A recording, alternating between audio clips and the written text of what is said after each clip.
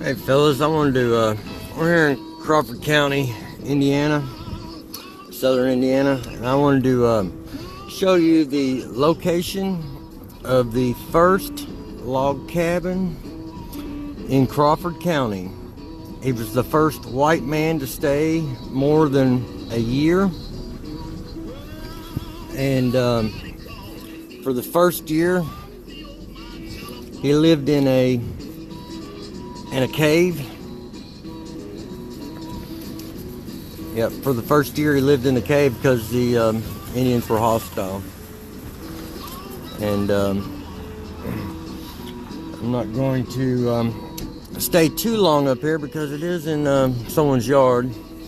But I want to give you guys an idea here of the rock outcropping on the way there. He built the first cabin in 1806, and yep, like I said, he stayed in a cave for the first year because the Indians were hostile. And the reason why I'm bringing this up is because this this cabin has come up for sale. Now, in 1968, they moved the cabin, and yeah, it looks like a spring house up there, possibly. In 1968, they moved the log cabin, and but this is the original work of the for the cabin. The yard stonework.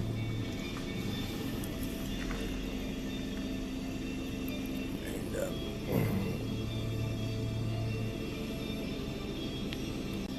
yeah, I hit the wrong button there. I was trying to zoom in on that and I hit the wrong button. And anyway, I'd love to get permission to metal detect this. And I guess that may have been a spring follow-up. Here is the foundation, I believe, or possibly could have been a barn. And yeah, I'd love to get permission to metal detect that location, but hang with me because we're in people's yards here. I'm going to take us to the cabin location, which is a couple miles as a crow flies, but I got to drive around, so hang on. Yeah, I turned around. I'm heading back the other way. I'll go ahead and film this. I was hauling a kayak earlier and spidered my dang windshield. There's one foundation there, possibly the house, maybe a barn. I'm assuming it was probably a barn because the cabin does have a lot of stonework around it, and the cabin's not real big. It's the cabin is only one door, one window, and a chimney hole or chimney spot, and it may be 20 by 20, and so it is not very big. Yeah, spider cracked my windshield earlier. It just ain't no big deal. I was hauling a 12-foot kayak in my PT pooper, so you know. I was trying to tighten the tailgate down and pushed it into the windshield too much. So, you know, that's trucker tie down for you. You know, I'm used to chaining down coils like you see on the railroad, them massive coils. So I like my stuff tight, and I was looking on tightening her down on that end, and she was cracking my windshield on the other end.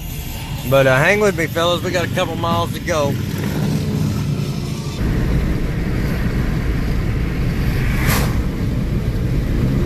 Look at that church sign. Look like I should have showed you guys the big incline. It's I guess the escarpment where it changes sides of the river right here. But I didn't think about it in time, so I'm showing you the downhill side. And this is a fairly odd spot in the river of the Great Blue River. It makes several. This is the horseshoe. The horseshoe bend of Blue River is actually down here. It actually is.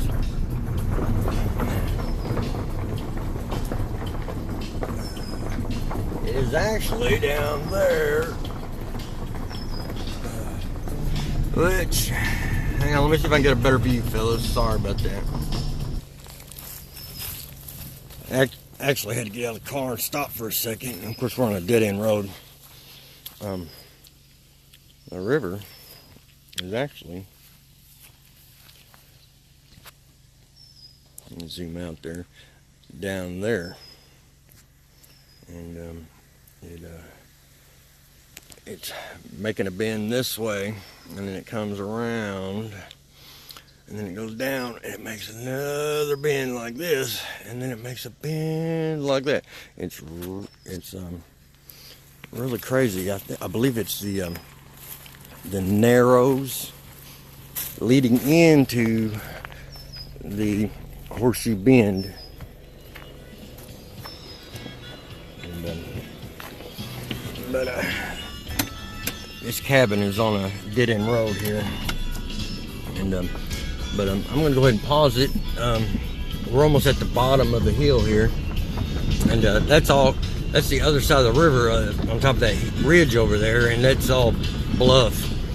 And right at the bottom of this hill, down by, there's a red gate down there. I don't know if you can see it. I'm just going to try to save some video. Here is the pull off here, and this is at the bottom of the hill as far as the road goes. And hang on here, I'll show you the cave. I got to put my boots on too. All right, this is walking up from the road here. The place on the right here, it's a log cabin. Also, it's Mr. Barton. I did his well, I don't know, maybe 95, 97, 1995, 1997. I probably did his well. It's underneath his deck, and it was very hard to get to. This used to be a sign over there. I think it said Ponderosa number 7 or Ponderosa number 5, if I remember correctly. And, it's a classic dovetail. And maybe over here I'll try to step it off just to get an idea. Now 1, 2, 3, 4, 5, 6, 7, 8, 9, 10, 11, 12, 13, 14, 15, 16, 17. It's probably close to 18 foot. That's on the big end, it looks like. 1, 2, 3, 4, 5, 6, 7, 8, 9, 10, 11, 12, 13, 14, 15, 15, right at 15 foot there on the short end. And I'm gonna grab me a walking stick here.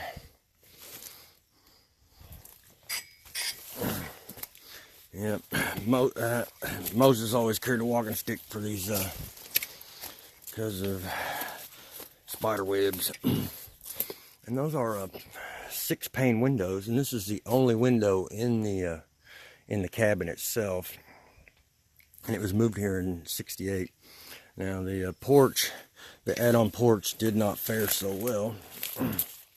And I was down here the other day, and I could not find a well. But it does have river frontage, so possibly they used the river. And I think there were maybe, looks way down there, but it's actually not that far. Just right there, there's a, I think it might be a spring-fed creek that joins the river. Oh, excuse me, right over there.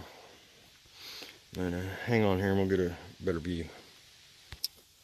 Well, I believe I lied. I guess there was some more windows over here on the door side of the cabin, which as you see, this add-on enclosed porch did not fare so well, and it was built on these iron stilts, like looks like a cast iron pipes, and I guess it rotted there. But here's a crank style well. I believe those are chain driven on that one, but like I said, I could not find the well. I couldn't find a well nowhere. Here's the lid. Looks like it says CEM. No, that's probably a GEM. GEM. And it looks like either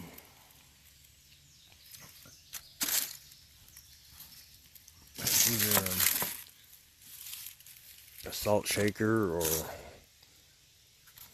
you know, like a baby powder, Tupperware type deal. And I guess I could take you guys in there. Or we can walk up the other side. Yeah, we'll do both. All right, hang on. It's cabin's really seemed like it was really dry on the inside, and it has a huge chimney and fireplace. All right, I came back up here to the original corner that we started at. I'll show you this chimney. This chimney's pretty massive. And 1, 2, 3, 4, 5, right at 6 foot, a 6 foot span there at the base. And it's a pretty good size here. 1, 2, 3, like 3.5 feet on the outside, and that might be the original chimney. I kind of doubt it. I mean, they may have moved it, disassembled it and moved it with the building. I'm unsure of that, which they did. A lot of it has fairly old sandstone on it, and then it has this like a sandstone style porch here, which I thought at first this was a cistern, but I'm pretty sure it's not. And, all right, I'm gonna take you fellers in here. Hold your breath and bear with me. Well, don't bring the bear though. By the way, this is real sketchy. I mean, the roof's hanging over my head here. What is odd is there they have coffee cans in the rafters up there. Oh, I think we might have a live sign, fellas. Oh, no, I guess it's a knob off a radio or something. Toss that in there. I mean, it's kind of scary in here. Not that I'm wussing out, it's just kind of scary. Alright, we're in. And, alright, we'll start in the left here. This is we came in the door here. Actually, I'm going to check my parameter real quick. Make sure I'm alone. No rascals. All right, looks pretty good. All right, at the doorway, we got a double 6-pane windows, and then we have a massive fireplace. Looks like it's probably coming in the building. Probably comes in close to a foot over there. The mantle does, and then yeah, now she's seized up. Got a fireplace hook in there, kind of odd. And yeah, it looks like this is just how they left it. I really like that picture, and it's surprisingly is very dry in here. A little musky smelling, but I guess that's to be expected. They must have been into pictures or something here, because there's a lot of picture frames around. And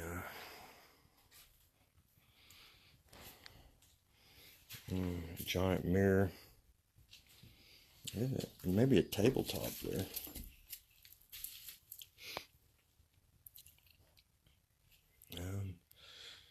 I'm not for sure what that is, fellas. It's not tall enough to be a table. It's like a tabletop for a table. And the floor in here is really solid also. It has no give. There's a big old picture of Richard Nixon.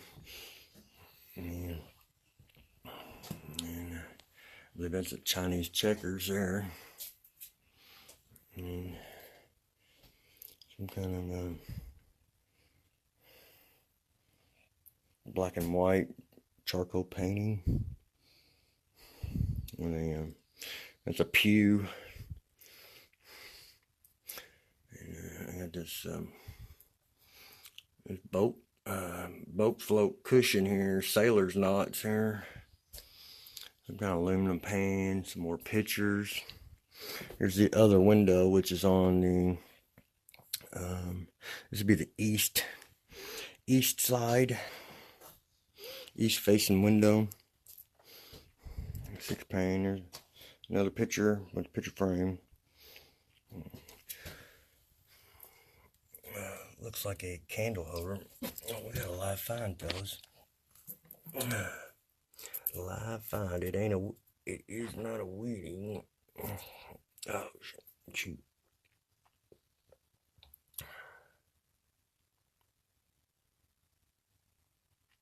It looks like a 75 Philly. Live find.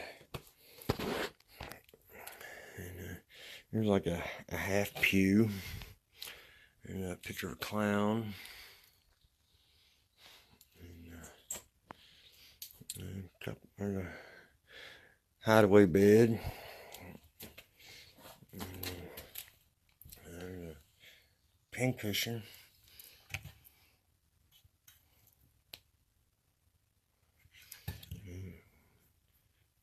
Thought it was kind of shiny, but I guess not. There's a whiskey jug full of turpentine or something there. There's a massive light bulb. And there's a big plastic float boat.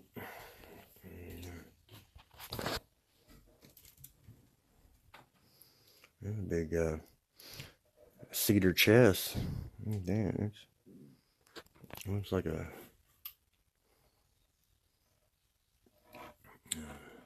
this Karen's Toys. It's kind of reminds me of a Barnum and Bailey Lions lion wagon.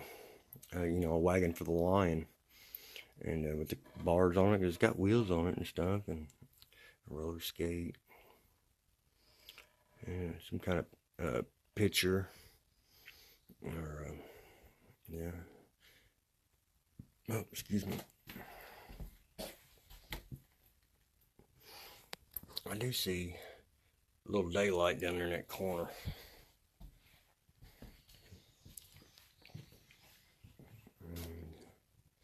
There's an old topographic map.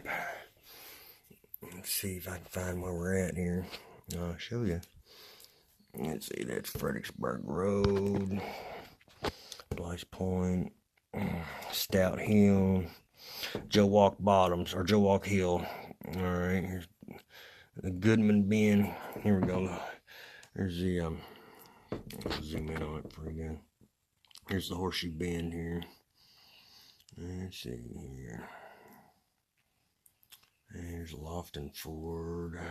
Hang on. Yeah, we are right there. Looks like they got a dot right there. And that is Haiti Hollow, Brighton Hill. And I guess that glare is probably driving you guys nuts. But I guess it wasn't the Narrows. The Narrows is further up. But you can see what I'm talking about here. There's Leatherwood Island right here. What's this Whiskey Run right here? Oh, Whiskey Run Township. Alright. Alright, yeah, we're right here. And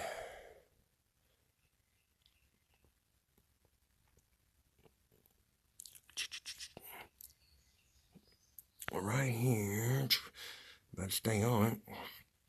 There's Taunton Cemetery. It's where my buddy owns. He owns that. And down here in this alluvial drift. But here's Cliff Road, which was the Clark's Ford, was right here, I believe. And it come in, and then it went around, and it came up. And then that hill's pretty steep there. I guess it would have had to come on out. Now, on the newer maps, they show Clark's Ford, instead of crossing here, that they came on up and went over here, and then they crossed over here. So,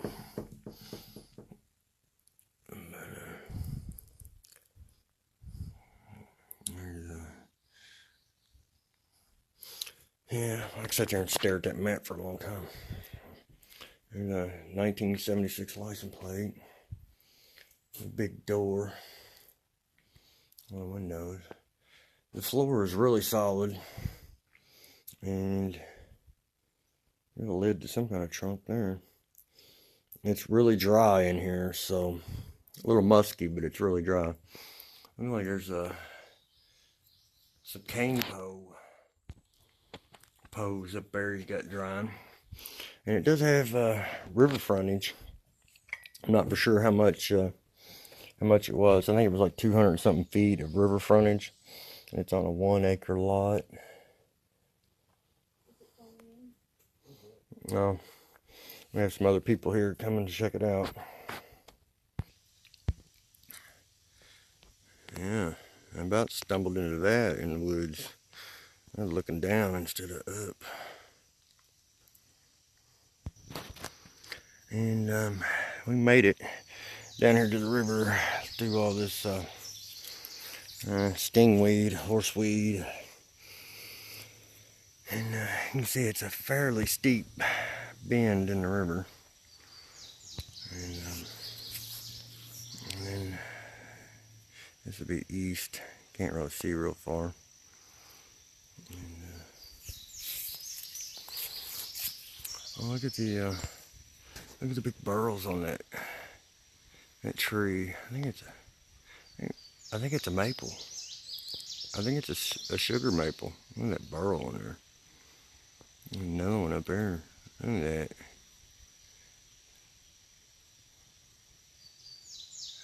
Big old burl on that tree. I think I'm going to walk over that way a little bit. No, I'm not sure what kind of tree it is. It kind of looks like a sycamore, but then the leaves don't look right. Unless it's just way up there and I can't see it through all the other trees. A lot of trees up there. And then that other burl's just above it. Right there. Hard to see. It's a big burl. And, there's a Feeder Creek. Might be spring fed. But I'll catch you guys later. I'm gonna get out here with some other people here.